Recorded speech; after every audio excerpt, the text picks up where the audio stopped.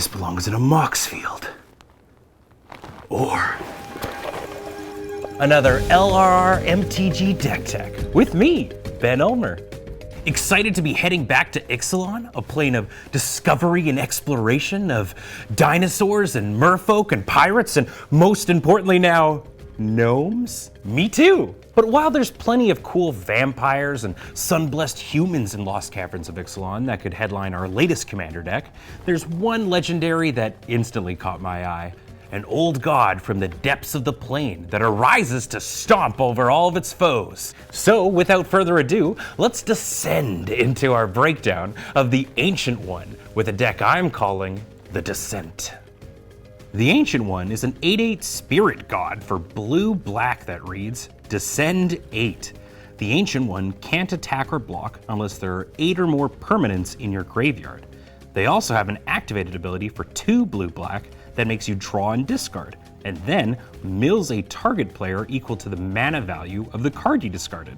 An 8/8 for 2 mana is absolutely absurd, and the activated ability takes other players to mill town.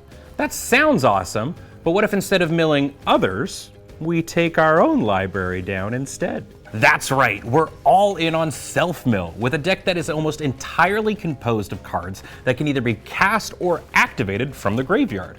First up, we've got one of my favorite graveyard mechanics, Unearth. Archfiend of Sorrows, Canoptic Tomb Sentinel, and Corpse Connoisseur are all great targets to discard to our commander's ability, because you can always get them back later. Also, Archfiend of Sorrows is a 7-drop, which means that if you discard it, you'll mill another 7 cards. And all of a sudden, your commander is swinging for 8 damage on turn 4. Disgusting. But that's not all. Corpse Connoisseur has a fantastic ability that allows you to search your library for a card and then put it into your graveyard when it enters the battlefield. And what kind of card are we grabbing? Did somebody order a stinky dredgy boy? Stinkweed Imp and its equally stinky buddy Golgari Thug have Dredge, which allows you to mill cards from the top of your library as a replacement for drawing a card. What's even more fun is that you can activate the Ancient One's ability while one of these stinkers are in your bin, dredge for the draw, and then discard the one you dredged. Unearth is just the beginning when it comes to keywords that you can use in the graveyard, and it wouldn't be a commander deck without Commander Master's all-star keyword, Encore. Rakshasa Debaser and Amphin Mutineer are houses that hit both the battlefield and your opponents hard.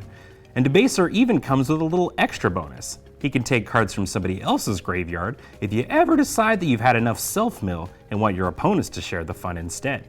Amonkhet's Embalm and Eternalize mechanics also make an appearance, with Champion of Wits here to help us out by looting, and Vizier of Many Faces, who copies a spooky thing on the board.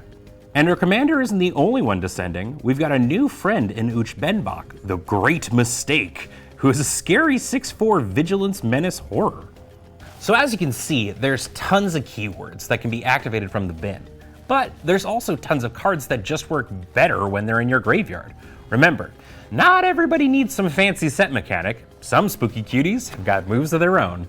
Carrionet is a goofy card that if you remember playing with it back in its day, it's definitely time for your back medication. But it allows you to straight up exile a tapped out opponent's creature from the bin for 4 mana and has an A+ name to boot. There's also the dynamic duo of Dogged Detective and Master of Death. They both put things in your graveyard with Surveil, and they have triggered abilities that scoop them out of the bin, allowing you to play them over and over again. And since you're putting all these creatures in your graveyard anyway, it'd be a shame if we didn't invite Sir Conrad over to deal 1 damage for each creature that goes into your bin. Or you can take the sneaky route and use Dreadhound, because while everybody goes after the Sir Conrad player, for some reason this cutie-wootie hound seems to fly completely under the radar. And if your opponents respond by rudely killing your Dreadhound, or any of your creatures really, then instead why not try casting one of my favorite cards, Ebon Death. Flash in this on one of your opponent's turns and you'll have a 5-power flyer ready to slam when you untap. Now while casting creatures from our bin is extremely fun, it's not always gonna get the job done. Luckily, we've got this massive 8/8 commander who only needs to hit our opponent 3 times to knock them out. But how do we get them through? They don't have evasion or trample. I wonder what we're gonna do. Wonder is a 2/2 flyer for 4 mana, but that part doesn't matter. What matters is if it's in our graveyard and we control an island, big asks I know, then all creatures we control have flying. And if that's not enough, we can just straight up make our commander unblockable by disturbing our Gutter Skulker and enchanting the Ancient One with Gutter Shortcut, making it unblockable when it attacks alone. But if you don't care about being sneaky, you can always just smash right through by exiling Scavenged Brawler from your bin and putting 4 +1/+1 counters, a flying counter, a vigilance counter, and a trample counter, and a lifeline counter, all on the Ancient One. That'll speed up the game. Or you could just end it immediately by filling your bin and scavenging Boneyard Mycodrax. Why mess around when you can just put 20 +1/+1 counters on your Skelly Boy and turn it sideways for the W? Now, obviously we need permanence in our graveyard, but I can already see you're daydreaming about hitting the extra turns player at your table for lethal commander damage. And I'm sorry to interrupt, but we're gonna need you to flash back to reality and check out these instants and sorceries. Cackling Counterpart and Newcomer Self-Reflection are both handy for making an unearthed creature more permanent by making a copy of the creature you brought back from the graveyard. You might say bye to the original, but don't worry, a copy that sticks around is probably just as good. Army of the Damned and Their Number is Legion are both big mana board fillers that take your board state from singular, but large, to wide and thick. There's also helpful hand fillers like Siphon Insight and Deep Analysis, netting you some card draw. Although, in reality, your entire graveyard is basically your hand. And in the aftermath of all these powerful cards, if your opponents fight back by resolving big scary creatures, why not bring them into your squad by tempting them with some riches? And speaking of riches, even our artifacts get in on the graveyard fun too. Buried Treasure wants to be in your graveyard, so you can make use of the new Discover mechanic, and Mesmeric Orb makes sure everybody gets to have fun milling cards. Now I know what you're saying, isn't it possible to have too much fun milling cards? Yes, absolutely.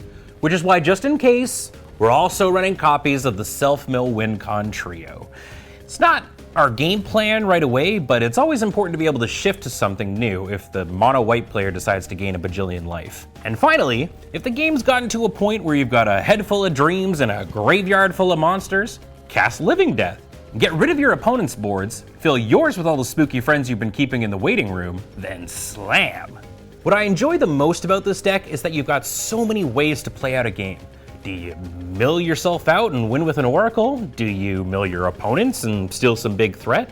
Or do you let the Ancient One's bony fist do the talking and swing for lethal commander damage? The choice is yours. But remember, not to choose poorly.